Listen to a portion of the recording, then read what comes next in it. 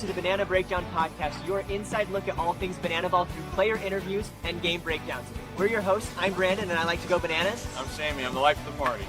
And as always, go party animals. Got a glove and a dream. What a play by that kid! Oh, it's Brandon! No way! From the Banana Ball Breakdown Podcast. He and his co-host Sammy have been podcasting since the first game of the 2025 World Tour. He catches a foul ball for an out in the final game. Poetic. You guys are outstanding. You guys are outstanding.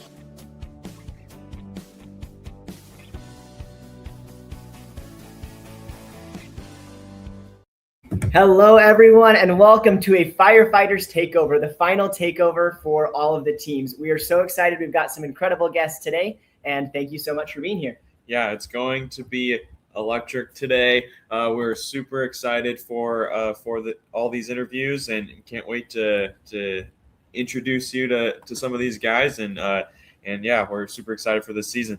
Yeah, so we're going to get started first off with Ben Dunn, who was the pitcher of the year for Banana Ball. He's this pitcher for the Firefighters. Then we'll get Sam Tinnesz, who's the official singer for the Firefighters, which is still crazy to hear. And then end off with Maxwell, a utility player. You see him in the outfield and at first base. But just in general, if you guys have questions, throw them in the chat, either for us or for our guests. We'll try to get to as many as we can throughout the interview. All right, let's get to it. Awesome. Well, let's jump on and grab our first guest. Welcome to the stage, Ben. How's it going? What's up, guys? How we doing? Thanks for having me on. Yeah, of course. We appreciate it.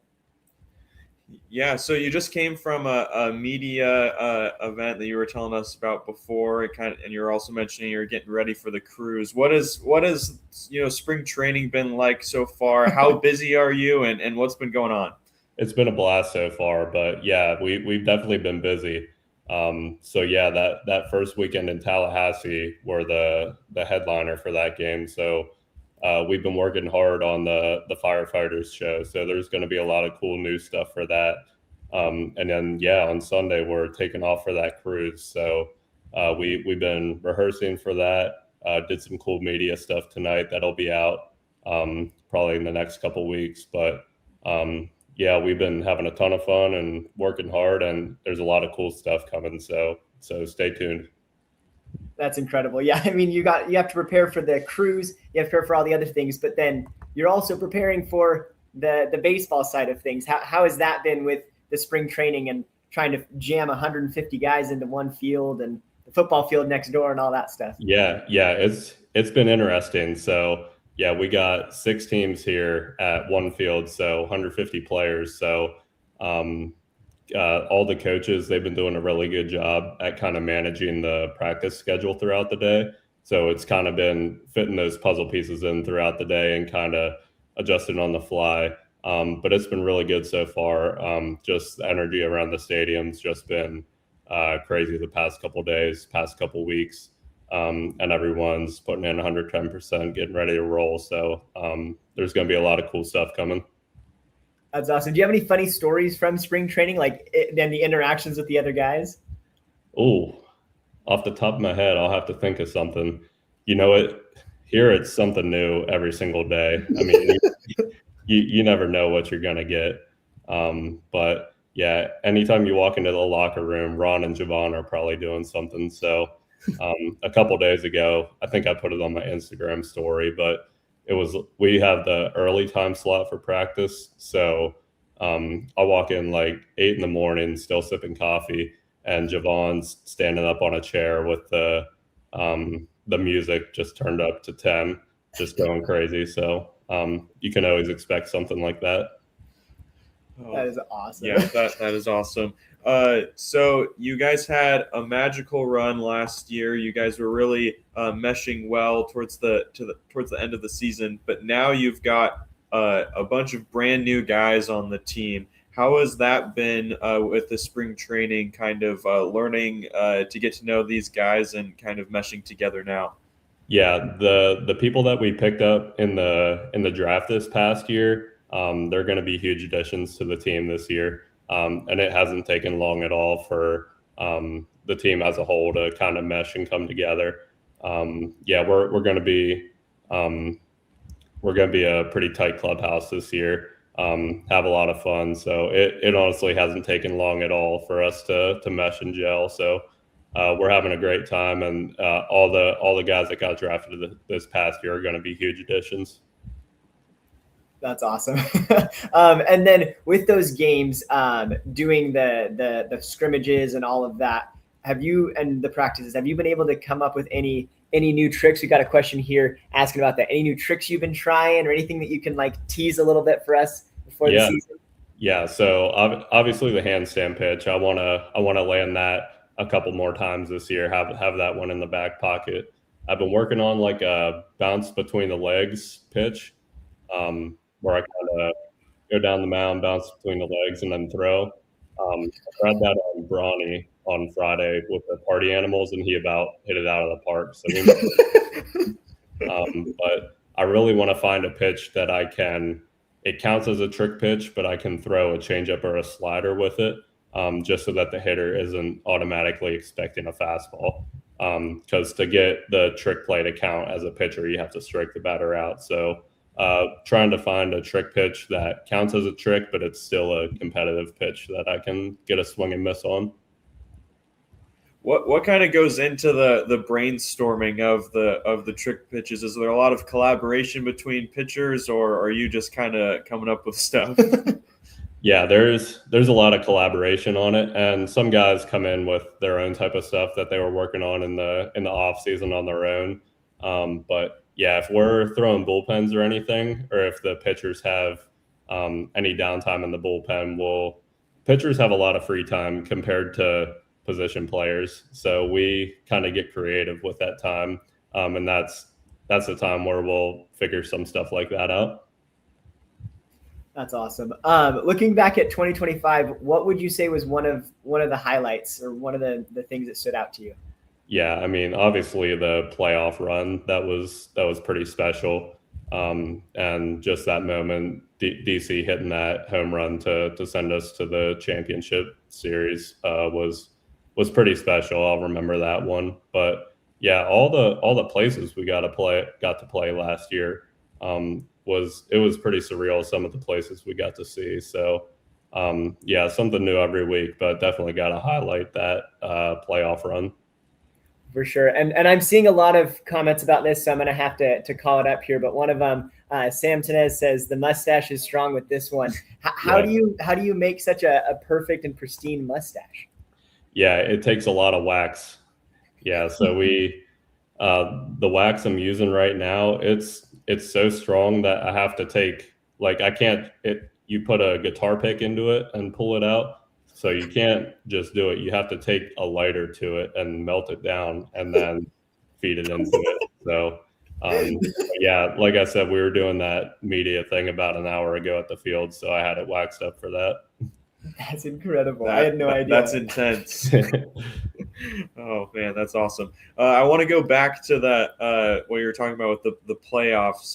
You guys were the 4 seed going into the playoffs, and you went on this run to make the tour championship. What went into that run, and what made you guys believe that you could upset the Bananas and go to the championship? Yeah, it was honestly just clicking at the right time. I mean, the entire year we knew how we were capable of playing. So it just took us getting hot at the right time and just putting together the pieces, pitching wise, offense, defense, and just playing a complete game. So the entire year we knew we were capable of playing that way. We just needed it to click in all facets of the game. Yeah, we felt like, we were watching the games all year, and we're like, man, the Firefighters are so close. Like, their record didn't really show how good of a team you had, and then for you to go on that run, that was awesome. What are your thoughts going into this upcoming season now with the championship league, with the playoffs, all of that? What are some of your thoughts going into this season? Yeah, I'm really excited to play a full schedule of 60 games and have all teams be playing that. So we're really going to get a taste of who the best team is this year with the full schedule and more even home and away games, because being the being the home team in Banana Ball is a pretty big advantage. So every team is going to get that opportunity to be the home game, and a bigger sample size of games for all the teams. So yeah, I'm looking forward to seeing all the new guys that are coming into Banana Ball. Just so much more talent here this year. So it's going to be really fun to watch everybody compete.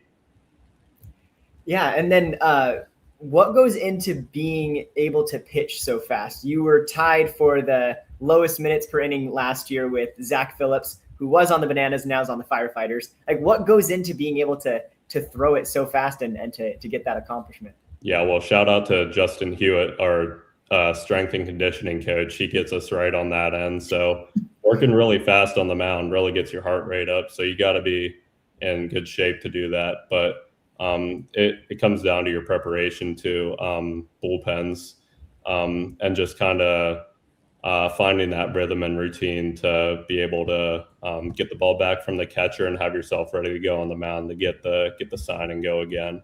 So just finding that rhythm between pitches to kind of cut those seconds down. And as far as like the overall MPI, honestly, throwing the ball over the plate and forcing contact kind of forces hitters into action and lets your fielders do some cool stuff. So if you're working ahead in the count early and getting those swings, you're going to have shorter innings. So that plays into it too. Makes sense. Yeah. So with Banana Ball, are you trying to pitch quickly? You're trying to do these things that you're not really typically doing in baseball. I mean, quite a few things that you're not doing in baseball. How is your mindset different on the mound in Banana Ball than when you were growing up playing traditional baseball? Yeah, I would say the only difference in normal baseball, I was always a guy that worked somewhat fast, not as blazing speed as Banana Ball is, but I was always a guy that wanted to work fast and attack the zone early and kind of force contact. The only thing that's really changed is the entertainment pieces to it. So recognizing those little times where to be entertaining and stuff like that. Other than that, the mindset pitching wise is honestly pretty similar to normal baseball. So were you much of an emotive pitcher before in baseball, or is that something that you needed to learn and practice, like with the celebrations and everything in Banana Ball? Yeah, that was definitely something I needed to learn getting into Banana Ball. Yeah, I feel like I've kind of come out of my shell a little bit in the past 2-3 years. I've always been a guy that likes to cut loose and have a little bit of fun, but normal baseball, you kind of mind your own business, just be that calm, cool, collected guy. But then you get to Banana Ball, and it's all about just kind of loose and having fun. And that's honestly been one of the more enjoyable parts about this whole experience. Yeah, that's awesome. Yeah, I mean, it must be nice to not worry about letting loose a little bit. Yeah, there's so many different ways to be successful here, other than how you perform on the field. You can make a fan's day or have a moment somewhere else on the field. So it takes just a little bit of the pressure off you on the field. Yeah, and on that topic, do you have a favorite fan moment from last year? It could be either one that from you or that you saw a teammate or someone pull off. Oh, that's a good one. Yeah, I mean, anytime I really like all the pregame stuff. The fan warm-ups probably one of my favorite parts of the game, because I feel like just that's like the first moment in the game, like when the crowd really comes alive and kind of does everything in unison. So when the fan comes on the field and gets to do that, I think that's a pretty powerful moment every night. Yeah, and it's cool that, like, especially from the viewpoint of the little kid that's doing that, it's like that's you guys making the fans moment right there, and then it also warms up the fans, and like this is a different kind of game. So yeah, that's awesome. Yeah. Cool. Well, we do have a breakdown that we prepared for you from that handstand pitch. So we can pull that up and have you break that down. So let's pull that up here. Yeah, this play is just crazy. Yeah, so we'll have the volume off if you just want to break down what you were thinking, any of that as it goes on. Yep. Yeah, so right about here, I was thinking, well, we got 2 outs here and 2 strikes, nobody on base. I haven't done this handstand pitch yet, so I told myself for it, I was going to try it, and I was like, you know what, let's do it. And I told Josh, and I was on the mic for it, so I told Josh and Biko, I asked them if they wanted to see something crazy. And right after I said that, I was like, oh my gosh, I actually have to do it. Yeah. That's awesome. It turned out well. Yeah, how do you actually like when you stand on that, you have the glove in the other hand that you're holding yourself on. Like, how do you actually keep yourself up? So so it starts off getting in a normal handstand. So you go up like a normal handstand, and then once you throw the ball, you have to just hold yourself there for like a split second as you're throwing it. Because I don't stay on that one hand for very long, but the still shot pictures make it look a lot more impressive than it is. That is awesome. How long did it take you to practice that before you could actually get it over the plate? I practiced it for probably about a year before I tried it in that game there. But the first time to get it over the plate, I think I got it in the first session. But after that, it was seeing how many I could get out of 5 or 10, which it wasn't very many to start. I'd land one every 30 or so. So I had to slim that down a little bit before I even thought about taking it into the game. That is awesome. That's with the creativity, it just blows my mind because you think you've seen everything in banana ball and then you pull something like that. I think I took it from Cowboy Kyle on the bananas a couple years ago. I think he did that on a comebacker back to the mound, and then he threw it to first base like that. So I saw that and I was like, I think I can throw a pitch like that. So that's where I got it from. Oh, that's awesome. Yeah. So you said that you were mic'd up during that. What is it like playing in a baseball game while talking to Biko and Josh, talking to the commentators of that game? How do you stay focused while talking? There was a lot of things going on for that outing there, and that was the first time I was ever mic'd up on the field while I was pitching too. And going into it, I honestly had no idea what to expect for it. I was a little bit nervous at first, but once I got going with it, I honestly probably felt the most relaxed I've ever felt on the mound with that. Because, you can't go wrong with Josh and Biko. They're the best guys ever. So I had them in my ear, and it just felt like we were chatting just while I was pitching. So, it was a lot to think about, but they did a really good job at guiding me through it. Yeah, probably a little easier to try a pitch like that in front of Biko and Josh than a sold out stadium. Yeah. Awesome. Well, we really appreciate your time and are really looking forward to this season coming up. Do you have any final thoughts for the fans today for this Firefighters Takeover and what they can expect?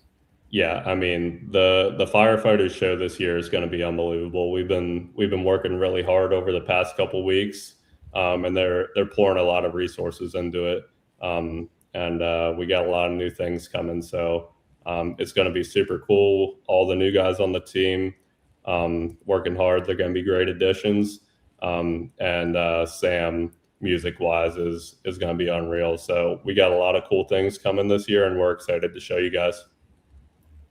Yeah, we can't wait. We're super excited to see it. Thank you so much for coming on the show today, and best of luck this season. No problem. Thank you guys for having me. Yeah, of course. Thank you. Go Firefighters. Awesome. Well, thank you, Ben. We really appreciate it. That was an incredible conversation, and we have a couple more interviews coming up in just a minute. Yeah, I'm excited for those interviews, but this one was awesome, hearing some of the behind-the-scenes thought processes of doing a handstand pitch, working on other trick pitches.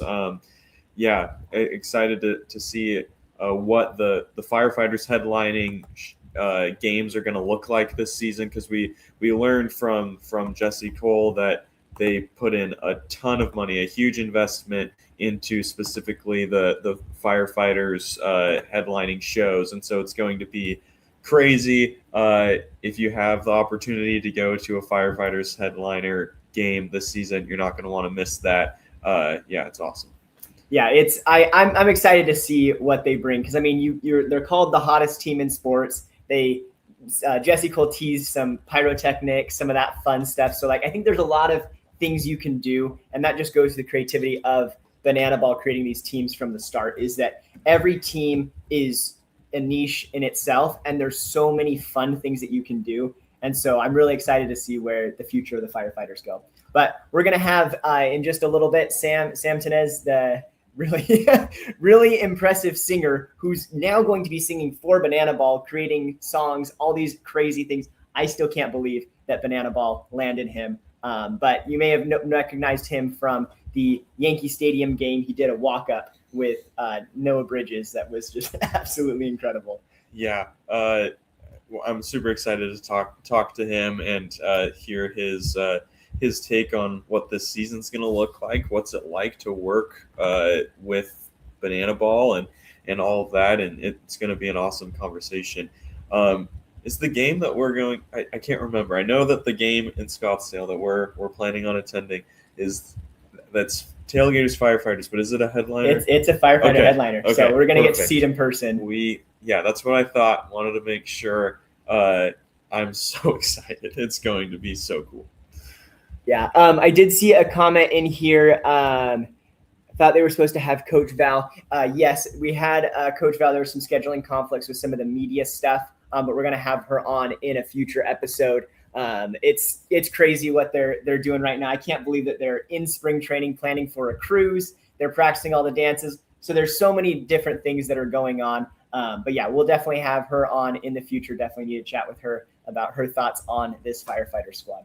Yeah, it's the busy time of year right now for everyone. So it's just the schedule didn't quite work out today. But yeah, we're excited to talk to her in the future episode.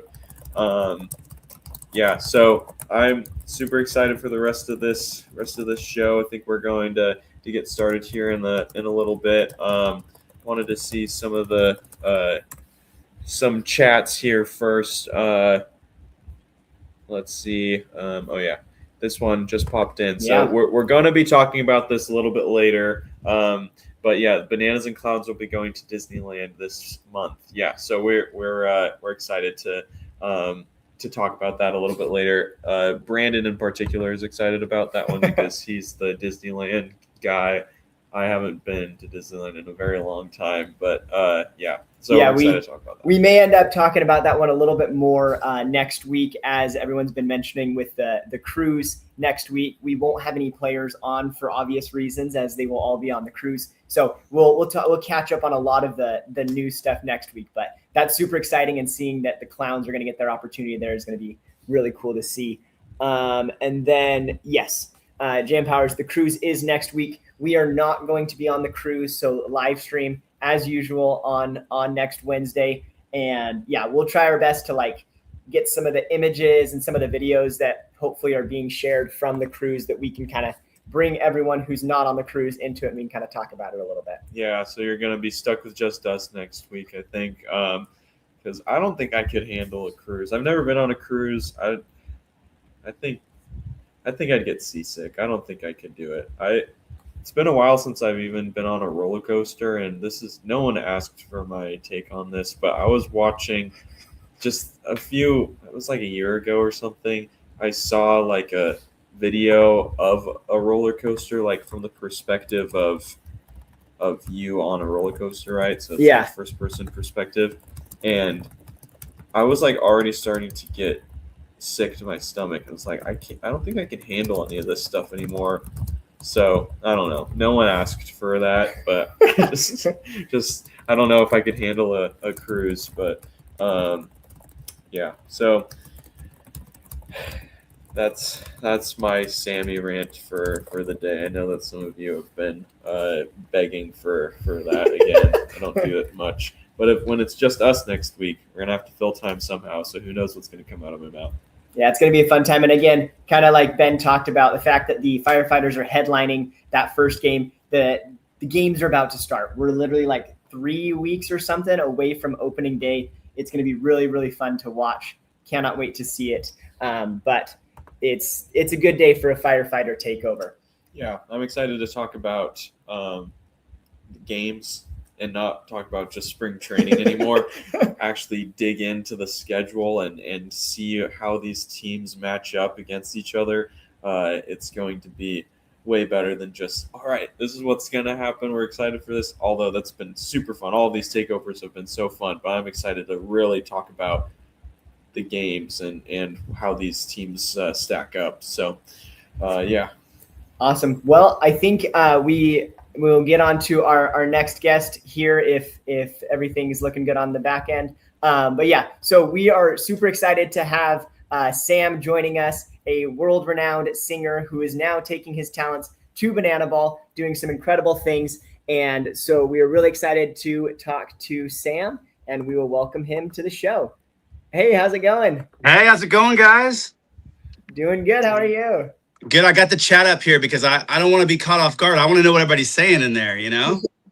Hey, everything's going crazy in there. I did see that you put a comment in there as we're talking about the cruise that you're going to be there. Like, how crazy is that for you? That's going to be like your introduction to a lot of fans. I mean, you know, it's funny because I feel like the one game I did, I realized that how crazy a game day is. And like, getting to know people at a game day is pretty tough because everybody's like, you know, Jesse's running around doing all his interviews and all the craziness. And then you've got the teams kind of preparing and getting their heads right. Like, what I think the biggest bit of tea that I wanted to spill is that, like, it's not fake. The guys want to win. Like, they want to be the ones who are raising their arms up like, we did it. Because I'm like, when the Firefighters lost at the game that I was at, they were so bummed. I just was like, oh, wow, they care. They want to win, you know? It was wild. So all that to say, I was like, when they asked me to go on the cruise, I was like, I need to go because I think it'll be a really good chance for me to actually get to know people and get to know the staff and the players and you know, and all the characters and just really immerse myself in Banana Ball because admittedly, I didn't know much about it until I did that show. And it was all because of my day-to-day manager who was like, you need to check this out. This is crazy, you know? Oh, that's incredible. Yeah, we'll have to dive into that a little bit more of how that happened, your first experience there, and also dive into your music career and why you chose to become the official singer for the Firefighters. So we're super excited to go through all of that today. And again, appreciate you being on. Yeah, of course. Yeah. So let's start with that story. So how did you first hear about Banana Ball? How did you end up on at Yankee Stadium performing with the Firefighters?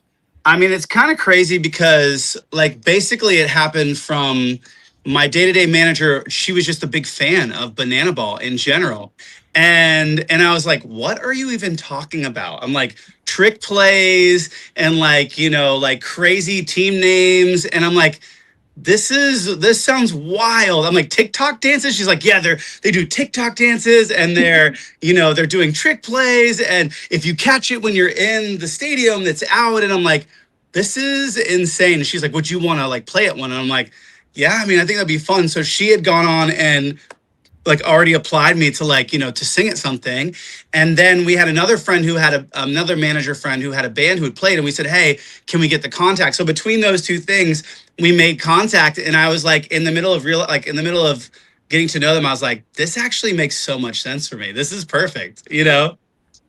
That's awesome. I have a question is like, was it always the plan to like, you were gravitating towards the Firefighters? Were you ever going to be doing something with the Bananas? Because like most guests come and they do something with the Bananas. They want to have the Bananas jersey. Like, so I'm very intrigued on how that all happened. Man, you know, it's so crazy. I mean, I would be lying if I would say that I didn't. I think when I first got into the mix, I thought that I was going to be doing something with the Bananas because I don't even know if I fully realized that there were other teams? Like, you know what I'm saying? Like, that sounds crazy. That sounds now that sounds bonkers and really dumb.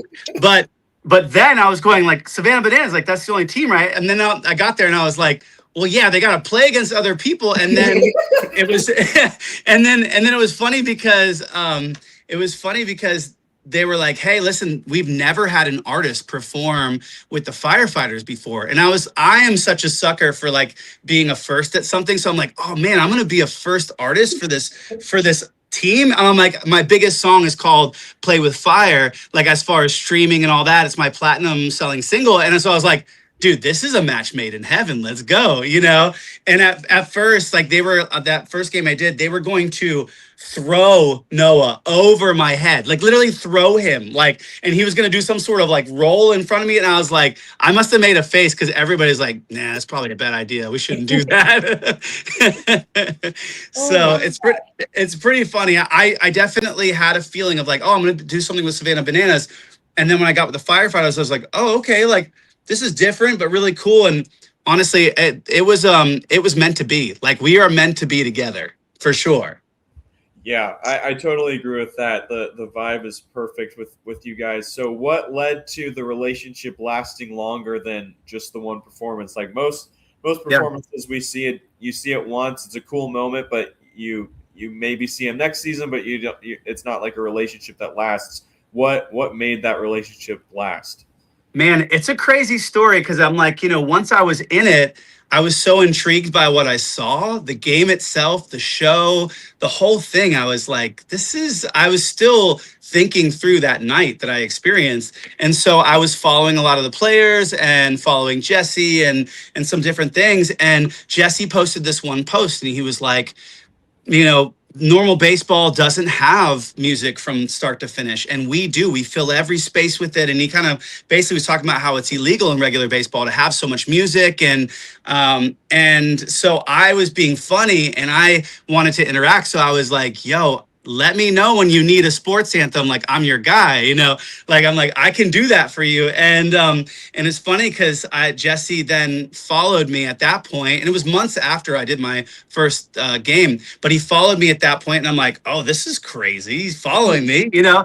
And then he messaged me and he was like, yo, the music thing, that's pretty cool. Like we definitely can do that, but I have an even crazier idea. And I was like, oh no, what did I get myself into?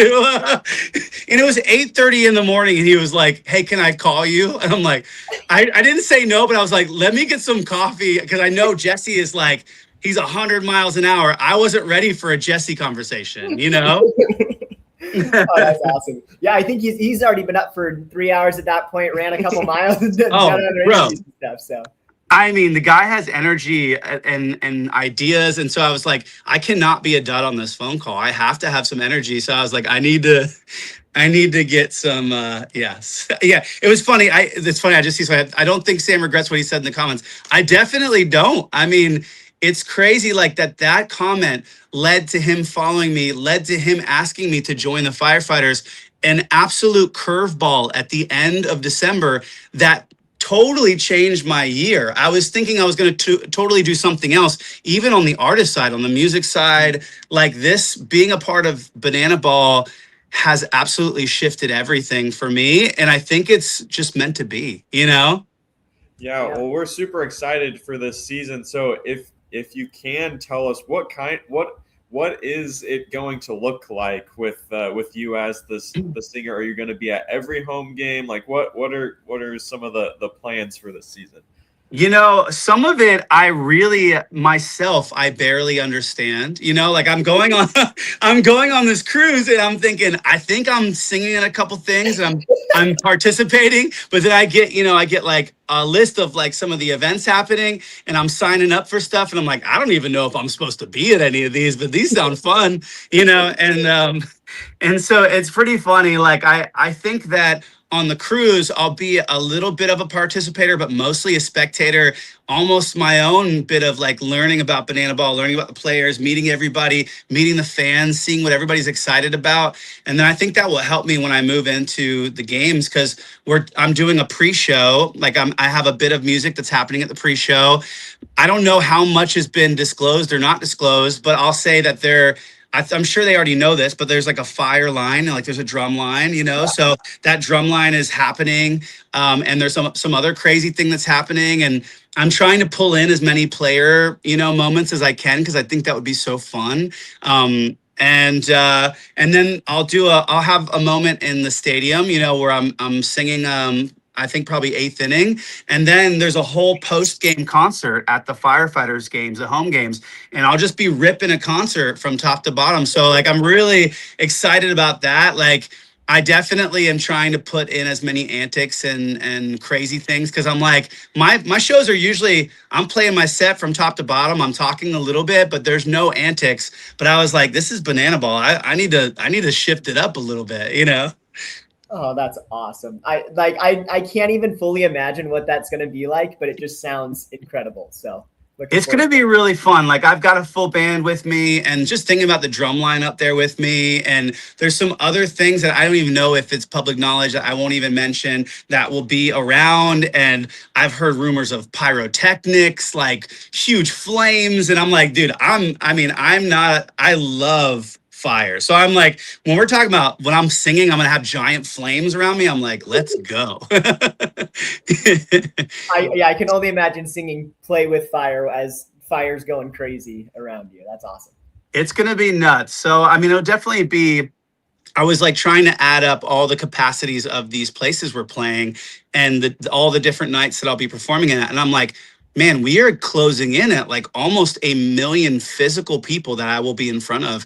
And it's just absolutely insane. And so I think there's a lot of, right now we're doing a lot of prep for the set, and I'm feeling a lot of intense pressure and stress because I'm such like if I say I'm going to do something, I want to do it big. I want to make it amazing. And I think that's where me and Jesse vibed, is that like, I don't do anything halfway. So when we're going through set lists, I'm like, oh, it's not right. And we're just kind of like, we're just going back and forth, me and some of the Banana Ball folks. And it's been a grueling bit to get this set feeling exactly amazing for them and for me, and like where I know I could win. And so, it's wild. It's going to be crazy, y'all. That is awesome. Yeah. So how is the preparation? I'm sure there's a lot of differences with how Banana Ball is so crazy, but how is your preparation different with these concerts within a game compared to like a regular concert that you'd perform or a regular tour that you would be on? Man, I'm not going to lie. Like I was telling my manager this as well. It's like, I have a mixture of emotions that I take people through typically in a show. And a lot of it's like, there'll be the pump up songs like Legends Are Made or Ready, Set, Let's Go, or some of these like Wolves or something like that, where it's really pump up. But then there's also like the emotional songs. And then there's also like the angry songs. And so it's wild when you kind of take away some of the emotional songs and the angry songs, and you just have the motivational bangers. I'm like, yo, I need to get on the treadmill. I need to like be lifting. Cause it's just all like just high energy and really just top to bottom, just like fire music, and it's just, so I'm just trying to make sure that I'm ready for all the energy I'm trying to put on the stage. And even just on the sets, like I have a really crazy montage, a rock montage that I'm doing in the pregame set. That's like probably 5 or 6 of my favorite rock songs, all kind of interweaved that I think it's gonna be fun. Everybody's gonna sing along. We'll have little moments. I'm planning some interesting, like, there's kind of like a game that I've set up during one of the songs for every pregame moment that I'm kind of stoked about. I think whoever gets on stage, there'll be 2 people who get on stage, but whoever gets on stage for that game will be very glad that they did. They're going to walk away with some rad stuff and with a really fun experience that nobody else will have. So I'm excited to do stuff like that. Like, I really think their fan first mindset is kind of contagious, and it's really put me in a different headspace, Yeah, that's awesome. Speaking of all the fans first stuff, can you take us back to when you were at the Yankee Stadium game? Were you down like by the dugout with the Firefighters for the game, or where were you during that? Yeah, so I was down by the dugout for a good bit of it. They, there was a box that was up at the top that they had for a lot of the people that were visitors, performing, and that was really fun to watch from up there. But honestly, being down at the dugout was even better because I could see all the tricks and all the dances and all the antics from the ground. And I will say, like, when I did my song at Yankee Stadium, and Noah was jumping over my head, pushing my shoulders down. Like, these guys aren't small. I mean, these are big dudes, and I'm not tiny, but I'm definitely not 6'2" or whatever, 250 pounds or whatever. And this big old dude's popping over my head, doing a split and, landing in a Spider-Man pose. I was thinking, this could go really bad. I could literally end up face down during my own song in the dirt, everyone laughing, and I was going, okay, I gotta stand strong, So but it was really, really fun to be down there with the players. That was one thing. Like, people ask me, like, I think, musicians, you're either a musician or you're kind of like in the jock group a lot of times in high school and that kind of thing. And I was thinking, man, these guys might be jerks. Like, and that's okay. Some guys who play sports are just sometimes can be jerks, but every last one of them were so sweet, so encouraging, so kind. Like, they were just salt of the earth people. And that was one thing that, like, I took back with me. I was like, man, whatever culture is happening here with the firefighters, with Banana Ball in general, I'm like, they're killing it. They're doing an amazing job, That's awesome. And like, seeing the players firsthand, did you get to see any like fans' first moments where a player was taking care of a fan and doing something one-on-one? Man, I'm trying to think. I mean, there definitely was. I will say we were backstage, and when the Mananas are doing their thing, and like the dudes with their bellies hanging out and stuff, and they're like doing their thing, and the drum line's up there, and there was this older lady who was sitting in I don't know if it was a wheelchair, but something that was helping her get around. And one of the players saw her, and she was like reaching out to talk with him. And rather than be like, turn his back and ignore her, he engaged it, and he started talking with her, and, kind of like, I think signed some stuff for her. And I think that's what I love. It's like, I think I'm from the rock scene. So I think a lot of us come from like, we embrace pretty much everybody, and we love everyone, and really like whether you're a nerd or you're cool or whatever, you feel like a part of the group.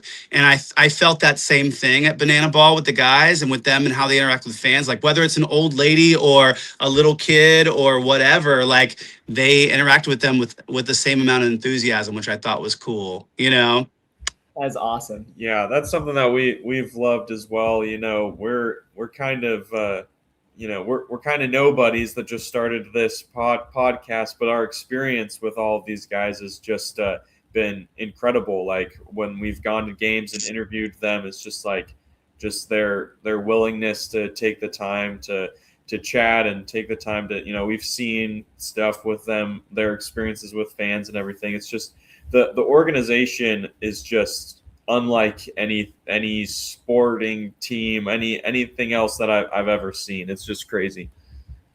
And that's what's crazy. I mean, yeah, I think, if it was just a regular old baseball or, regular old like group of dudes, I don't know if I would have said yes. I might have said no. You know what I mean? I got other things I need to do and other things to accomplish in my life, and things that I'm really excited about. But I think when I had a chance to be a part of something with a group of people that I could vibe with and get along with, I was like, man. And I love to, like, I think part of my goal in my music is to interact with culture on a major level. And I'm like sitting there watching, New Year's Eve, and I'm seeing Banana Ball, and then I'm like, and then I'm watching American Idol, and I'm seeing Banana Ball, and I'm like, okay, Banana Ball is seeping into every bit of culture. This is the type of thing I want to be a part of, because I do want to, like, in a positive way, impact culture and bring that kindness, that kind of, everybody's welcome, fans first experience kind of mindset. So yeah, I mean, yeah, it was wild. It definitely took me a second to go, am I saying yes to this? Am I out of my mind? You know what I mean? Like, even my manager was like, okay, so like, if you do this, you might be known like a bit as like the Banana Ball guy. And I'm like, you know what? I'm cool with it. That doesn't even stress me out, whatever. I'm like, if that is an association that I have at some point, like, that's rad. I mean, I think if it was, like I said, if it was something else, I might not have liked it, but yeah. I mean, that just shows how special Banana Ball is compared to everything else. And yeah, I love hearing why you said yes. And it all just goes back to they are doing what's best for the fans. And like, it's just so impactful to see all of that. I think too, like I was like, I will have a front row seat to learning from someone like Jesse. You know what I mean? Like, he's not only an entrepreneur, but he's really good at building fan base and just like building a movement. And I'm like, that wouldn't hurt me to see that firsthand. You know what I mean?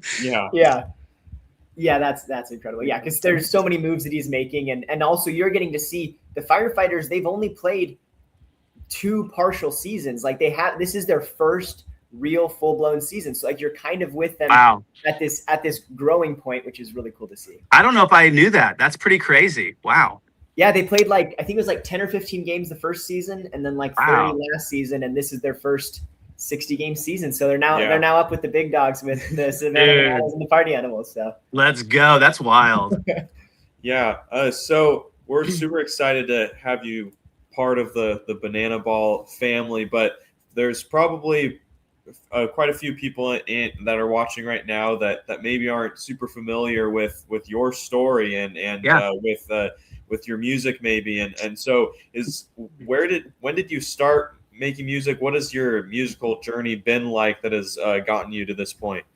Yeah, you know, I grew up in Atlanta, Georgia, and there was a lot of like hip hop and rock and roll. You know, I've got an Outkast shirt on. I mean, I love all that stuff. And so I came up playing a lot of shows there. I had like a band that was kind of being pursued by a record label, and that all kind of fell apart. The band members, even at like the moment of like someone saying, I want to sign you to a record deal, the 2 guys I was with kind of, you know, departed, and it was just me.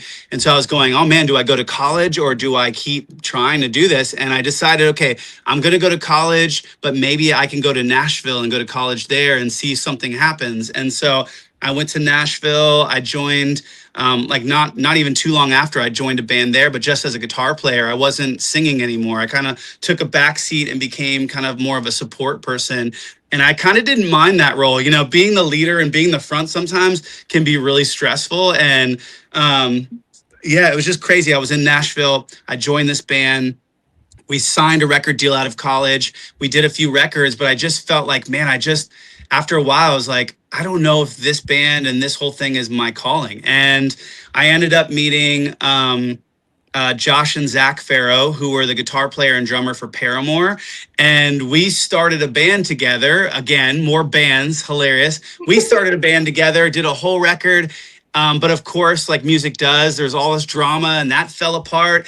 And while that was falling apart, I ended up finding my way into becoming a solo artist. And I started making music for TV and film. So it was like I was making music for like stuff that would end up on a PGA golf tour. Like I would just make rad songs like sports anthems, and just not thinking I was an artist, just thinking, maybe let's get used for TV and maybe somebody will like it, you know. And because I had, at that point, after the whole thing fell apart with Josh and Zach from Paramore, I gave up. You know, I gave up on doing the whole music thing as an artist. And so when I started doing music for TV and film, and it was landing in PGA Tour and landing on Samsung commercials and movie trailers, I was going, what is happening? And then my streaming started picking up, and it was just kind of wild. And all of a sudden my TV film like faceless solo project became a real full-blown artist thing, and I was playing shows and doing touring, and I ended up having a song on the Kygo record called Golden Hour, and it was me and Ryan Tedder and Zach Brown and all these like huge names, and I'm going, what am I doing on this record? This is crazy, you know. And just thing after thing kept happening like that. And then, you know, I was independent. Like nobody wanted to sign me on the publishing side or the record label side as an independent artist. But then songs were finding these really crazy viral moments. Like Legends Were Made just found its way somehow into the ether of sports. People just were playing it at games, and I'd get videos of people taking videos at like a Braves game or like a NHL game or something. I'm going like, how is this happening? Like, who's doing this, you know? So like, you know, and so it's funny, like I would meet people and they'd be like, oh, okay, you're an artist, you're a musician. What I know any of your stuff. And I'd go like, oh yeah, my song goes, this is how legends are made. And they'd be like, oh, so like you wrote that song. Like even my neighbors would be like, oh, you wrote that song. I'm like, yeah, I wrote it, but like I sing it too. And they're like, no, you don't. I'm like, I sing that song. That's my song, you know? And even to this day, I'm like, this song's not a cover. And then I usually play it.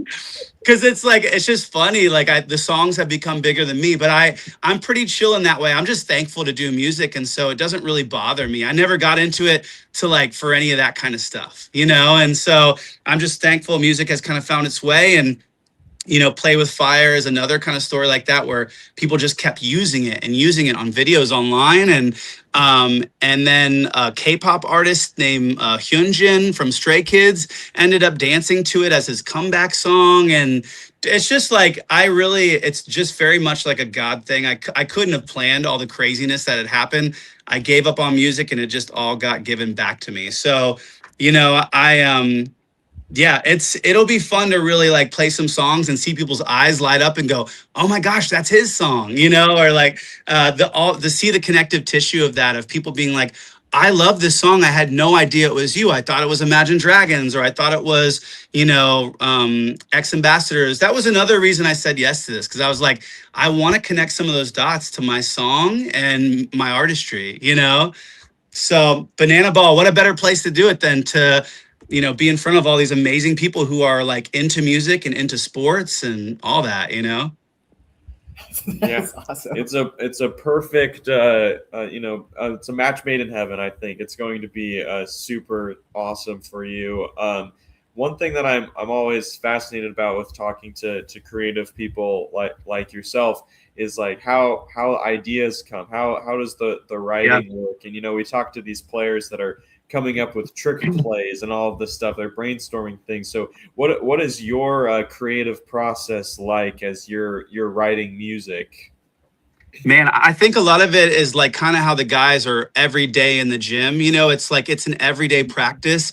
If you're not lifting weights, like, you know, like in a creative way, if you're not cultivating creativity, sitting and thinking about ideas and living life and trying to get a bunch of cool titles together, or watching movies, or just doing things to input really creative things, you're not going to get amazing ideas. And I think, you know, it's funny. I was watching a post, somebody was talking about what they call pastiche, which is basically, it's like the beginning of a repeat, like almost like an echo of the past. It's just someone like, you know, that you have the Gautier song, was a sample of a really old 70s song, but then Doechii, you know, she sampled his song, and it's like, it's samples of samples of samples. And if you do have an original work, it's 10 people on that song. And, you know, whether it's movies being repetitive stories, it's like, where are the original ideas? And I think the original ideas come from, they were saying even in this thing,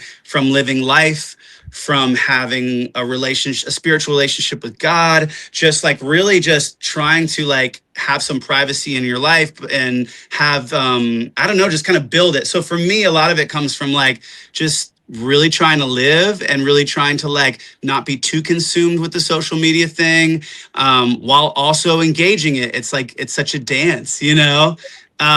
And so, yeah, I mean, it's the creative process is wild. You'll never know where you'll get an idea. My wife could say something and I'll be like, wait, what did you just say? And they'll write it down. She goes, oh my God, seriously? It's like, we're having a conversation. You're writing down a song title. And I'm like, yes, whatever you just said was so genius, you know? Or someone will say something mad at me and we'll be like fighting about something. And I'll be like, I'm writing something down. They're like, seriously, you're not even listening to what I'm saying. I'm like, no, I am. Hold on one second, you know? And so it's really fun. You never know where creative ideas are going to come from. For me, I think, you know, movies and television have always been so inspiring to me, and fantasy type stories. So I think that's why my music ends up in a lot of those things, is because I'm inspired by visual art. Yeah, I mean, it's wild. I still, I've been doing music now for over 20 years, and it still shocks me when an idea hits and it feels like it always existed. I even look at Legends Are Made and I'm going, do I remember when we wrote that song? I'm trying to remember, like, I know where the idea came from and I know parts of it, but then like, I'm thinking about like, what was that day like? Was it a stressful day? Was I really focused? Like, you know what I'm saying? Like, it's one of those, like, all these words that are in those lyrics, I have to just sometimes feels like it came through me and not from me. You know what I mean? It's just wild. Creativeness can feel like that. Where you're just like, man, this is crazy, Yeah, that is so cool. I love hearing stuff like that. I've got a brother who's really musical. He's in a band and all that stuff. And I didn't get that talent at all. But hearing, his process where he's had times where he's dreamt a song, and I'm like, really? How? Like that? You just woke, like, he wake up in the middle of the night and he's like, I got to write that down, and so he goes and composes a song based off of a memory of a dream that he had, and I'm like, that's wild. Like, so it coming through him, I guess, some people just have that gift. Yeah, it is one of those like things that you're given. That's another thing too, is like you're given a gift, and what you do with it is really important. And I think you'll, at the end of your life, there will be some sort of responsibility. Like, what did you do with this gift? And I see what Banana Ball's doing, and I see how, my music can integrate as part of this organism and cause some good. There's like a lot of talk about joy and a lot of talk about like positive things from Jesse and the teammates. And I think that like there's a lot of darkness pushing on us from the news and other places. And so if something as fun and as simple as Banana Ball can bring the other side and push back some of that darkness in people's world for even just a night, I think that's pretty cool. And so, I think my music too, I try to make music that like helps people get through the harder times in their life. And whether I'm feeling like crappy or not, I try to write what I wish I was feeling, and like Legends Are Made wasn't from a place of like, I'm really tough and I feel so powerful. It really probably came from a powerlessness feeling, of like, gosh, there's so much out of my control. I wish that I knew how to become something great. I wish I had, just strength that I don't know if I have. But, I'm going to write an anthem that when I turn it on, it gets me through whatever that feeling is and gets me back to like, you know what? Okay, I have a calling. I have a thing I'm supposed to do. Let's do it, And so it's funny because too, like before I met the Firefighters, I had an EP called Flamethrower. It's called the Flamethrower EP. It's like the last sports anthem EP that I put out. And it's just so funny that like of all things, all these things coming together. It's just crazy. Oh, that's awesome. Well, we're super excited for you to, continue to inspire people. That's what we love about Banana Ball, of just like bringing some light and joy to people. And, hopefully we're playing a small role in that. You're going to play a huge role in that this season, and we're just super excited for all that.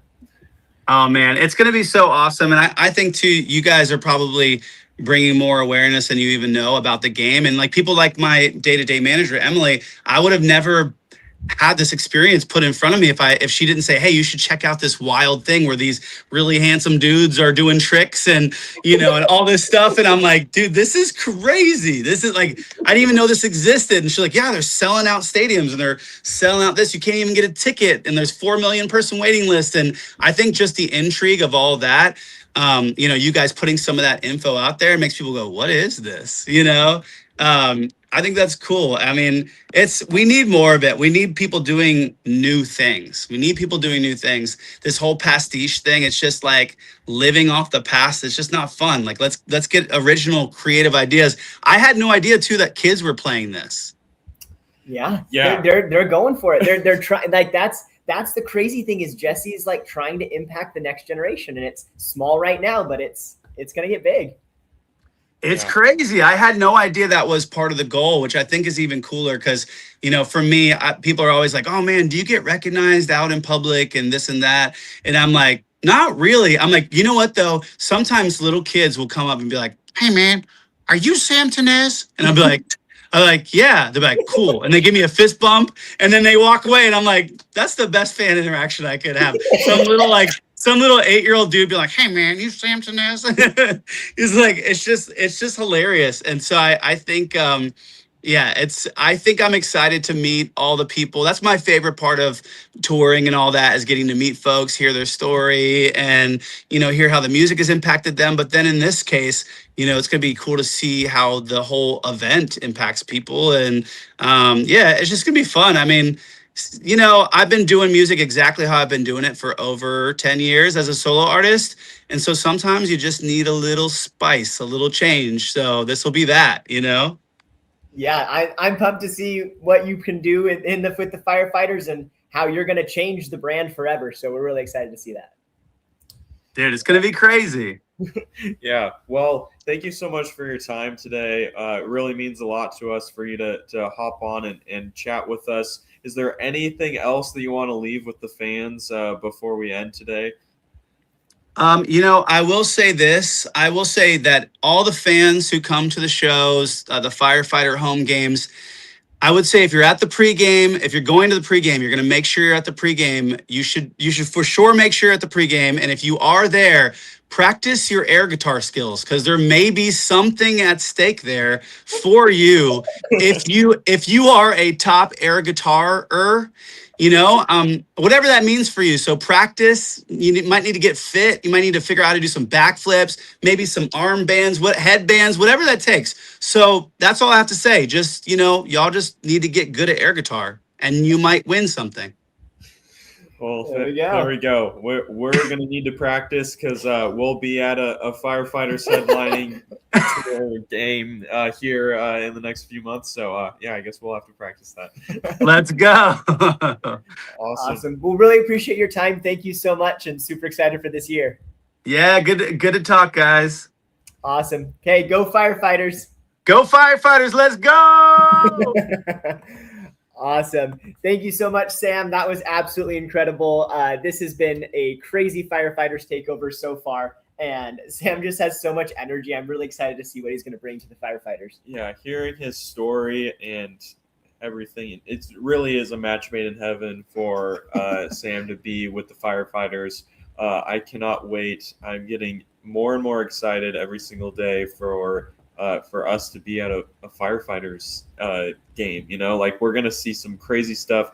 Like I said before, Jesse has talked about how they've invested a lot into the Firefighters experience, and I think that this season is going to be crazy, and I cannot wait. It's going to be so awesome. It's going to be awesome. Yeah, we're getting closer and closer every day to the season. Cannot wait. Thank you again, Sam, for joining Firefighters for Life. It's going to be super cool to see. And before we have our next guest, Mason Maxwell, we did have some awesome comments that we wanted to bring up here. DJ Cora, really beginning to think that Sammy and Brandon are secret agents for the Firefighters. If anyone has not seen that, that's been something that's been following us around for a long time. We us being on can't the beat Firefighters. those accusations, and this episode doesn't help. But yeah, this has been such an awesome one, and cannot wait for this season in general, but especially for the Firefighters. And so yeah, we can't wait. So we've got one more interview for you guys tonight with Mason Maxwell. We're super excited to talk with him, and yeah, we're excited for that. Awesome. Well, we will now welcome to the show Mason Maxwell. Hey, how's it going? What's up, guys? How are we? We doing well? Doing good. How are you? Good. Excited. Yeah, we're super excited for this one. I got to start with this question just so that we clear the air. I know what you're going to bring up. Have you forgiven Brandon yet for that yes, foul ball? I have. I was upset too. I was like, "Whoo, big moment." Ponce has had me. He had me a couple times. He had my number, and I was like, "Okay." The game's kind of it wasn't out of reach, but it was like a different moment, I guess, in the game. And I was like, one-on-one, I want to get him back here. And then I fell out. And there's the ball right there. Yeah, it's one of those things where it's just like I was just like, anyone who hits a ball to me, I'm gonna catch it. But I'm sorry. Yeah, it's okay. I'm pinned all over your guys' Instagram. It's all right. Yeah. No, that's the cool moment about it. Like, that's in a championship game of like, that's months and months of teams working as hard as they can to win a championship, and like, you played a big moment in there, and it's cool for you. It's cool for everybody around. So yeah, it's Awesome, crazy. I just wanted to. We had to bring it up, but absolutely, bring it up whenever. It's all right. But going back, going back to that, what was it like to go on that run?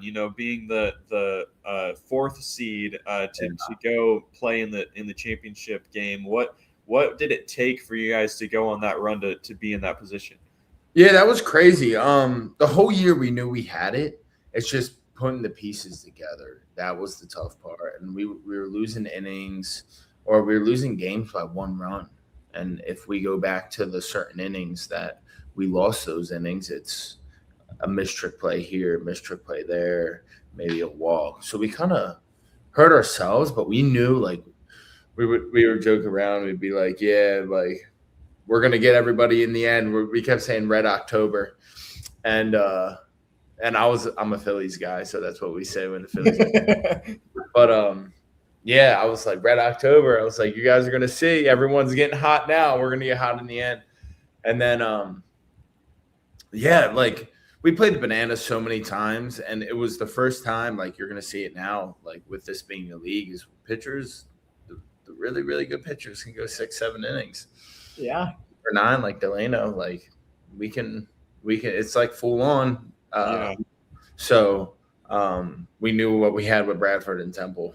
I kind of botched game 2 in that by those 2 huge missed trick plays. But Dalton Cornett, like, we knew our team camaraderie is like, I've never been around a team so close. Like, everybody loves each other. There's no hate. Even last year's team, this year's team, like, it was great. Like, we knew we could do it, and we knew we could beat the Bananas. And then DC3, man, just picking up everybody, and that kid's a freak. So he's a hell of a baseball player. Then he does that, and then it was like, oh my, I cannot believe that just happened. That was wild. That play was, I've watched many crazy sports games, all my life, but that play was one of the craziest moments I've ever seen. It was crazy. I'll never forget it. I was like, we won. We won. And that was cool.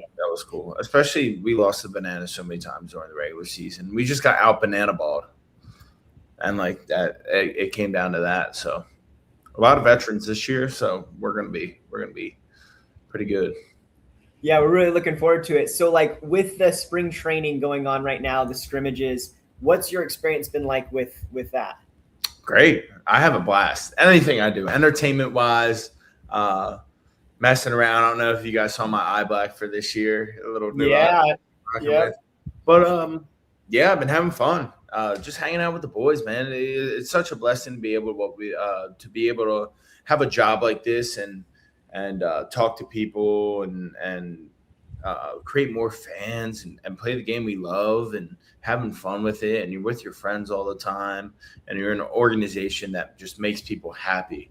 And that's a big thing for me. And spring training's been great, man. We have some unbelievable pickups that we got. Very veteran dose team. So it's been fun. Spring training's been a good time.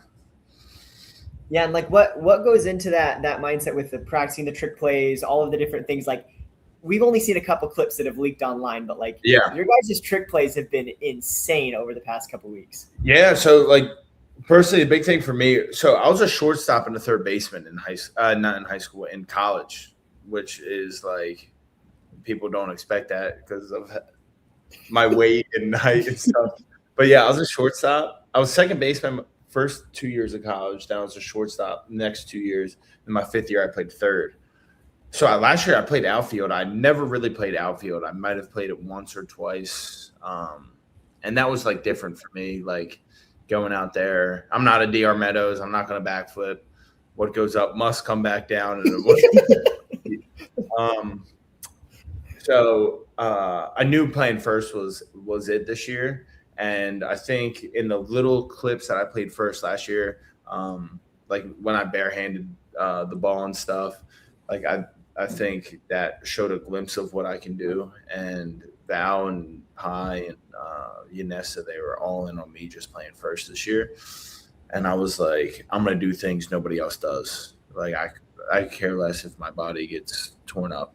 But like going over the head, like no one's done that at first. Insane. The one where I went this way, but my foot came off the bag, so he was safe. I don't know if you guys saw it. I didn't see that one. It's like that is awesome. Yeah, you go this way instead of behind the back this way. You go the other way and you like lose sight of the ball. So I caught it, but my foot came off the bag. And then between the legs, that one's simple. Behind the back, but like the big thing is Eric Jones. I mean, that kid, he's unbelievable in everything he does. Unbelievable hitter. His baseball IQ is through the roof. He's so good at trick plays at first. And we just sit there every day and we're like, let's make each other better. Let's make each other better. And like, hey, let's be perfect today. Let's be perfect today. So that's like a huge impact on my trick plays and stuff. And then I'm pitching as well. I don't know if you guys knew that or saw any clips. I did not. Yeah. Really living up to the utility player right there. Yeah, so I'm probably going to just play first, and if they need me anywhere, I'll do it. But yeah, I've went 2 scoreless so far, and 2 Ks I got, and no hits allowed yet. So hopefully, nice, we can keep that going. Yeah. Did you pitch previously, or is this like just nope, first time? Nope, never pitched in college. Like never had an inning or a stat in college. For my tryout before last year, I was like, I'll throw. Let's just see if I can do it. So I got on the mound. I was a starting pitcher in the tryout. Did really well, threw strikes, and then last year I didn't throw at all. But this year, I mean, throwing a lot of strikes, and it's all about a good mindset. Going up there, hey, you got this. And yeah, it's been fun. That part's cool, working at that, picking like pitchers, like you got Bradford Webb, Austin Temple, Jared Donaldson, all these guys. You can pick their brains. Ben Dom. Yeah. That is awesome. Johnny Hum. Like you just ripping them and you're like, oh, well, I got all these guys I can learn from. So that's pretty cool. That's neat. But yeah, just like it's really not even about playing first or pitching, like being around all these people that you love and care about, and we all have the same goal. And then it's not just about us, it's mainly about the fans and interacting with them and making lasting impacts on their lives. Like Jesse says, do one that you wish you could do for many. So do for one that you wish you could do for many. Yeah. So that's pretty cool. Yeah, that is really cool. We're really excited to see you play this season with whatever position you play.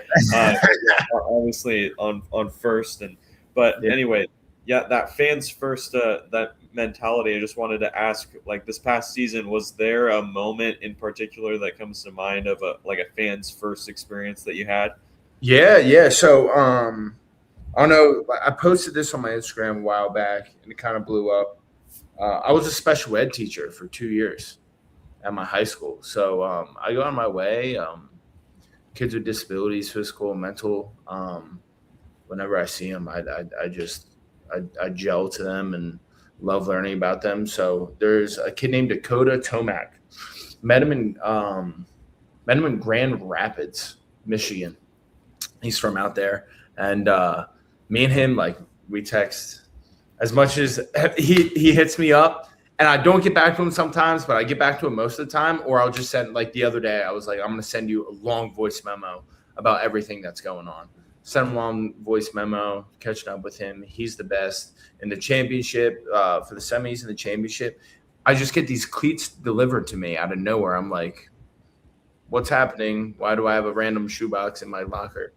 And then it was custom designed cleats from him. And he has cerebral palsy, and he's awesome. His family's so great. He was able to come to the semifinals. I wore his cleats for the semis and the championship, which is pretty cool. Threw them right on. They were perfect fits. So he's awesome. He designed them himself. And then, I was just talking to him, and I'm wearing autism awareness cleats this year, getting them customized. And then we're going to try to get a CP awareness cleat going too. And then my glove this year hasn't come in yet, but it's breaking in. I'm going to have to break it in before I really use it in game. My first basement's all autism awareness too. It's amazing. So, been pretty cool. Yeah, that's so cool, and amazing to raise awareness and to make sure that those with those disabilities are know that they're loved, and you do an amazing job with that, and it's so cool. Thank you. I appreciate you guys. What have you guys been up to? Yeah, just doing this. Right. Well, no one ever asks how the interviewers are doing, and I really appreciate that. Yeah, we're doing good. Yeah, we're just super excited for this season. We've got a lot of cool things planned for covering the sport this season, and it's been a lot of fun. This year has been kind of a whirlwind, even expecting it to go, be as successful as it was, and it's just been really cool. What you guys do is great. This is pretty cool. Nobody else is doing it, and as this thing keeps blowing up, you guys are going to keep blowing up with it. So that's pretty neat. I appreciate what you guys do. It's really cool. What are you most looking forward to for the season? I'm excited for the league. Seeing every team play 60 games, like that's the other thing is like you guys talk about. You guys were doing so good, but then you kind of came together at the last. Like if you guys had a 60-game season, I think it would have been a totally different season. So it's like absolutely all of those things. Like everyone gets a fair shot. The draft made all the teams. Like it's going to be. That's my favorite part. The competitive aspect linked with the entertainment. I like that. Yeah, I'd say pretty much the same thing. Just excited for just the league. I'm really excited to see how the two new teams change the change the dynamic. Just with their unique style of play, their unique entertainment, all of that. Really excited for that too. Just the changes, and it just. I think there's going to be a lot of people that jump on this season that may have been weren't traditional sports fans that are going to jump on this season that may have not totally understood like what was going on with Banana Ball, thinking that games were scripted or whatever, which obviously they aren't. That I think they're going to jump on realizing that this is a league. There's a playoff race that I can follow. There's I think there's going to be a lot of people that get hooked when they realize all of that this season. Yeah, for sure. Going off that, Coconuts and the Clowns, they look good. They're awesome. The people they brought in are fantastic. Crocco's a great guy, great coach.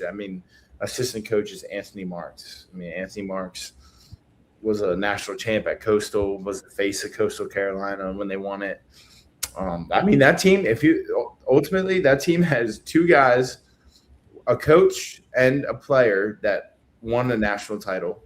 Yeah, that's true. Then they have a Division II national champ, and then they have a national finalist when Brewer lost to Vanderbilt in the World Series. So they're those guys play the top of baseball, and the Clowns are awesome too. Fisher Polydorov is unbelievable. Great, character entertainment. Like he should be an actor. Like some of these guys, they got Prime's prime. He's the leader of all leaders. Foxy's great. So I'm super excited. Just like when it comes down to it, we're all family. We're all in house. Yeah, we're competing and we're going to be competing, but everyone being together and bringing the show on the road is really neat. Yeah. What is that?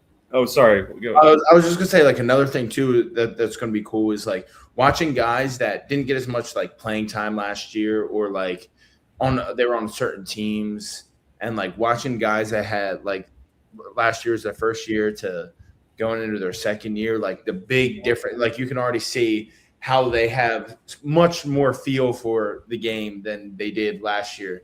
So, I mean, I think there's going to be people in the MVP race, pitcher of the year race, rookie or not rookie of the year, just like, you know what I mean? Those big awards where guys that didn't really do too well last year are going to be in. Oh, that's so exciting. I just can't wait to like track all of that and see it and watch the races throughout the season. And okay, this person, like, how is this guy at the top? Like, this is great. Watch the run. It's got to run Skull. I mean, Skull runs this thing. It's like, yeah, it's going to be interesting though with equal number of home and away games. It's really going to equalize the statistics huge. And so there's not going to be a big obviously Bananas players had more trick plays and Party Animals players had more home runs. So like that, all that's going to even out, and we're gonna have I think a more intense race for trick play leader, home run leader, all that stuff. That's gonna be cool.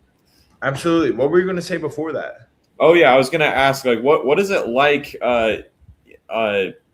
You're competing against these guys, but you're also practicing in the same place, living with these guys. Like, what is that like being, competing against guys that you know so well?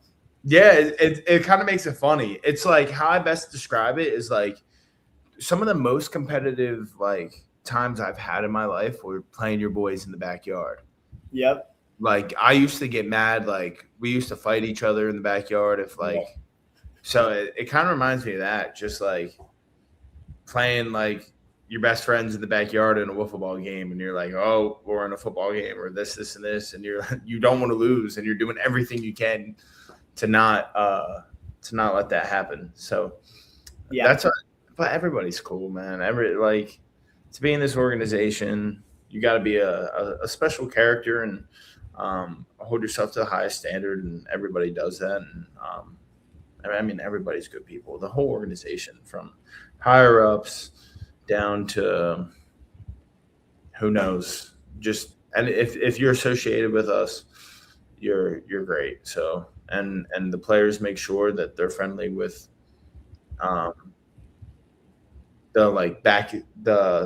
behind the scenes group, and the behind the scenes group is friendly with the players. Like it's so cool. It's so cool. Everyone loves each other.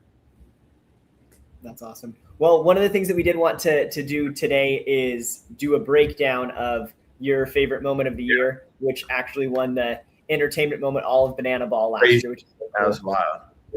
which I don't know if you knew this, but we were there for in person for this. And, really? Yeah. So it was crazy. The walk up, we'll watch it, but the walk up was probably my favorite walk up all season, and then just.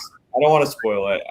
So we gotta watch it. And we were going crazy. Our entire section. We were around people that it was their first time at a Banana Ball game, and they this was the moment that you could see that everything clicked for them. Like they understood why this was cool. We'll watch the moment, but yeah, perspective for people. So that was pretty cool to hear. Yeah. This is super cool. All right.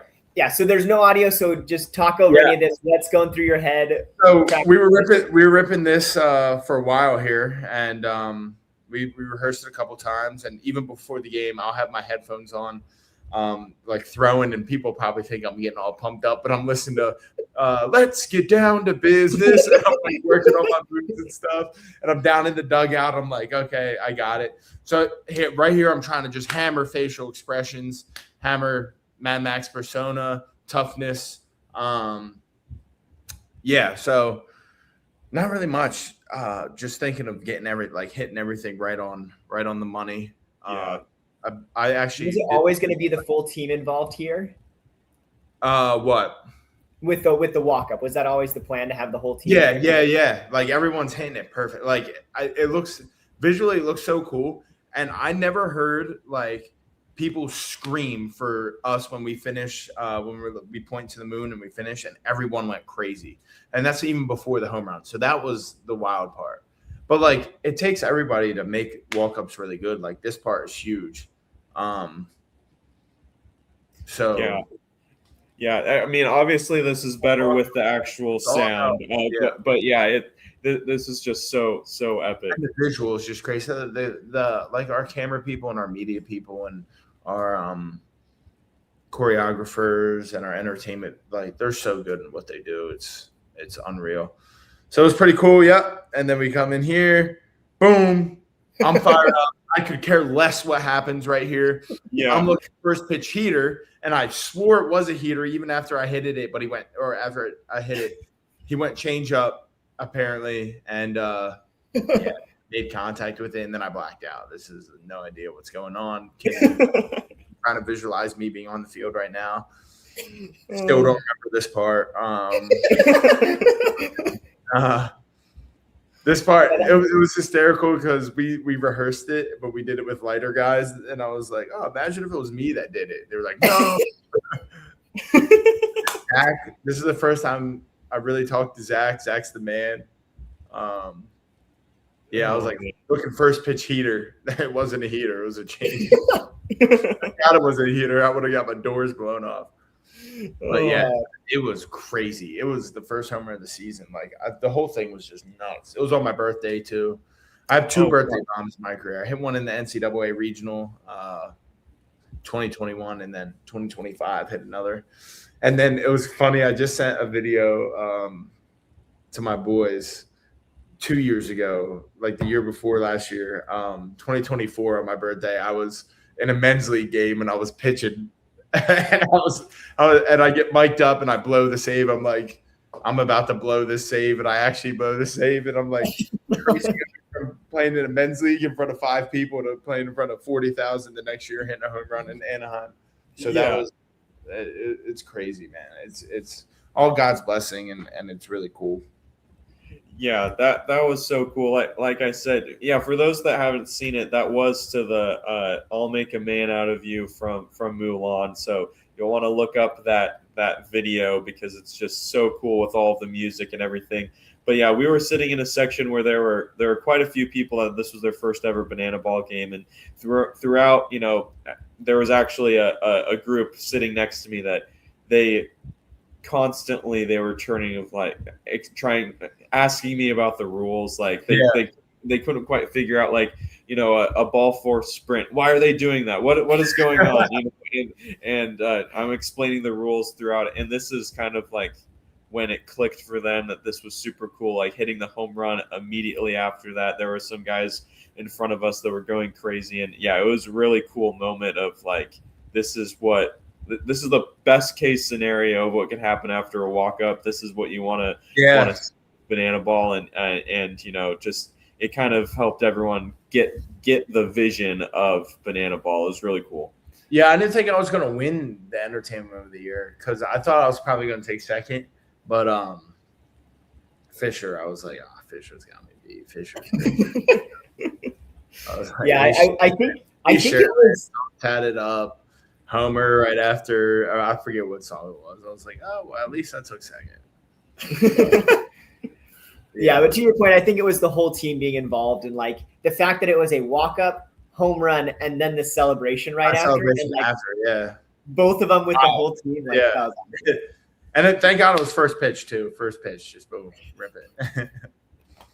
The crowd went crazy. That was a fun moment to see in there, and congratulations on entertainment moment of the year, and I'm really excied to see what you're going to do next year. I'm excited to hear that you're going to be at first base more because I love seeing mostly. I don't think I'll play anywhere else, to be honest, unless they really, really need me. But first, and hopefully me and EJ can just rack up these strict plays for the team and get this thing going.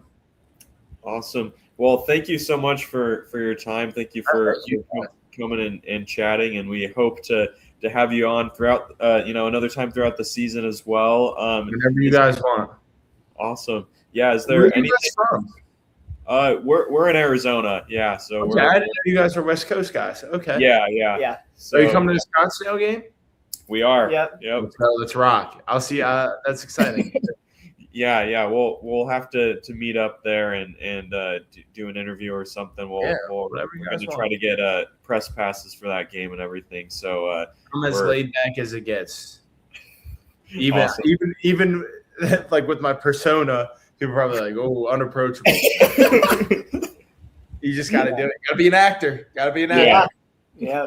It's awesome. Well, is there anything else that you want the fans to know before heading into the season? No, not really. I kind of try to hit it all, but super excited for the season. Super excited to meet all these fans. Gonna have a blast. Even if I have my eye black on, don't think I'm unapproachable, fans. Please, I'm a very nice guy. On the field, I'll have a different persona, but ultimately, I'm a good dude. Wish everybody the best. Yeah, you two keep rocking it, and the sky's the limit. Just know that sky's the limit. We all appreciate you. Like you're just broadening the horizons for the sport, and I appreciate it. Thank you so much. We appreciate it, and good luck for this season. We're excited to see it. Hey, no more catching my foul balls, though. All right. Next time we're just spot it down. Boom. Yeah. Do something. Oh, you guys could have it. How we going, guys? Thank you so much. See ya. Awesome. Another incredible interview with Mason, and that was an awesome Firefighter Takeover. Yeah, this was a really awesome episode. I saw a lot of people in the chat saying that they agree that they're going to go back and rewatch this because, these interviews were so great. And I cannot wait for the season. I'm just so excited. This was our final takeover of the season. We went through all 6 teams. So if you missed one, if you're new here, make sure you subscribe, like, all that stuff. I forget to say that. I don't know if that does anything. I think it does because, psychology or whatever. But, make sure to like and subscribe if you're new here. And if you've missed any of the takeovers, you're going to want to go back on our channel.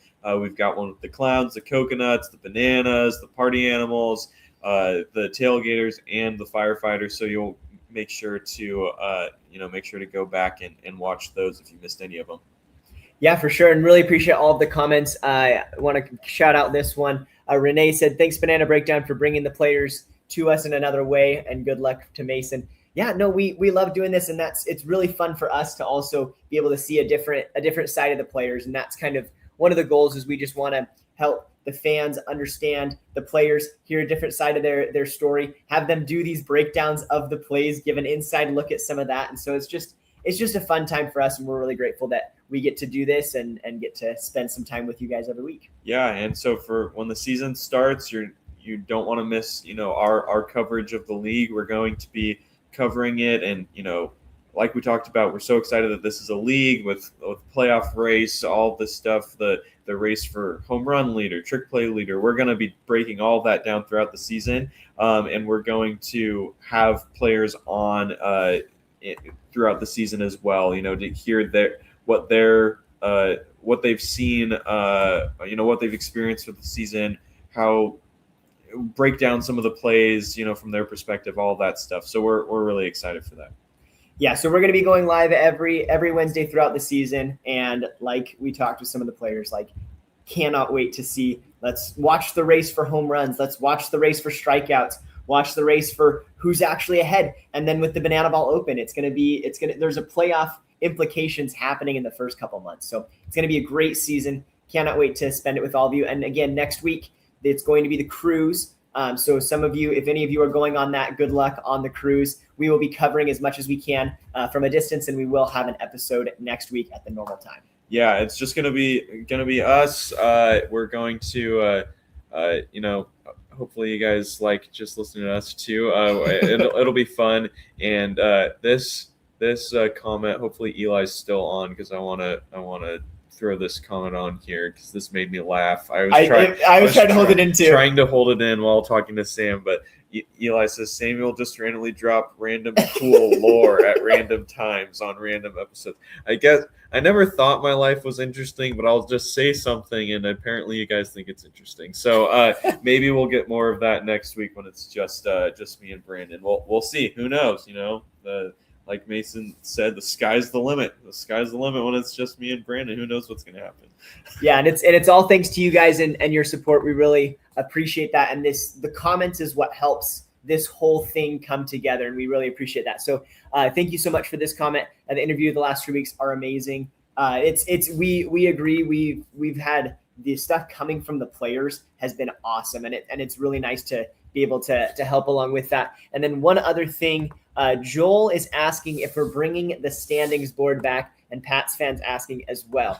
We're still gonna figure out what we're gonna do, but yeah, last season we had standings board right back there. It was just a little cork board, so we'll see if we can bring that one back. It's at my house right now, so we'll probably need to do something like that. We'll see. That's a great question. Lori in NY, that means New York. That's really cool. Welcome from New York. Where can we send questions in advance? That is a great question. You can follow us on a bunch of social media. So follow us on Instagram. You can comment questions that we'll see on our posts. We try to post pretty frequently, so you can ask questions there. We have an X account, Twitter account, whatever. You can find us on there that you can, tweet at us, DM us, whatever. You can DM us on Instagram as well with some questions, or you can email us, Banana Breakdown Podcast, right? At gmail.com. At gmail.com. Yep. Banana Breakdown Podcast at gmail.com. You can email us there with questions as well. Feel free to ask us questions about the season, about Banana Ball, or whatever questions you want. We'll answer them. So that's a great question about questions. So hopefully you guys can send some questions over. Yeah, and as we go throughout the season, again, this is the first season being the league, so we're going to do our best to cover it. But if there's ever things that you guys want to see more of, let us know. We're going to try to bring more of the plays, more of reviewing some of the things. Sammy alluded to some of the interviews. So there's a lot of fun things that we can bring, but also bringing your questions into it and anything else that we can do. So just keep us posted if there's anything that, as a Banana Ball fan, you wish was out there. We can do our best to incorporate into the show. Yeah, we're trying to figure this out as we go as well. We've got one season under our belt, so hopefully we're a little better than when we started. But yeah, we're super excited for this season, and we're just going to keep growing, keep trying to make things better for you guys. So yeah, and if you guys make sure to hit the like button, like Lori says. I was about to say that. That was perfect timing. Yeah, that was hilarious. So yeah, hit the like button, subscribe. If you guys want to support us, we have merch as well that Brandon's wearing right there, and then I have mine right here. I just wanted to wear my Firefighters stuff today because this hat is super cool. But yeah, if you like our stuff and want to support us, we have a merch store. Wear that around. People ask you, what is that? And you can tell them about our podcast, live stream, all that stuff. So yeah, we really appreciate you guys. The support has been awesome, and we cannot wait for this season to just keep growing the sport together and building this community. Yeah, and then just the last teaser for next week. Next week is going to be incredible. We've got some news about Disneyland Day for the Savannah Bananas and Clowns. We're going to break down possibly some of the rosters that we're looking at for each of the teams and what we know after spring training, maybe some predictions on how we think the season is going to go, just a bunch of different things. And if there's any other news that comes up in the next week. So if there's any other topics that you guys want us to talk about on that, just let us know so we can try to bring that in there. But we're really excited for the season, and go Firefighters. Yeah, go Firefighters. I think we can agree on that. Yeah. Go Firefighters. Okay, thank you everyone for being here. Thanks. Go Firefighters.